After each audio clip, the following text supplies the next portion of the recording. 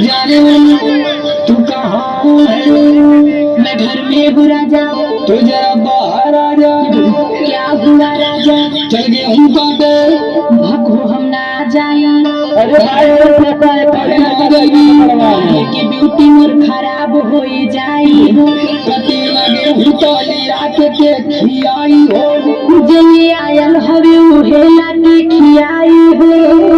हाथ में कटैया के देवा घवाई हो। हम गेहूं काटे वाली लगत हई। कहीं कमा हरानी जी तू हई का। लेके दहेज आइल बानी नैहरे से। भगाई दे हम घरे से।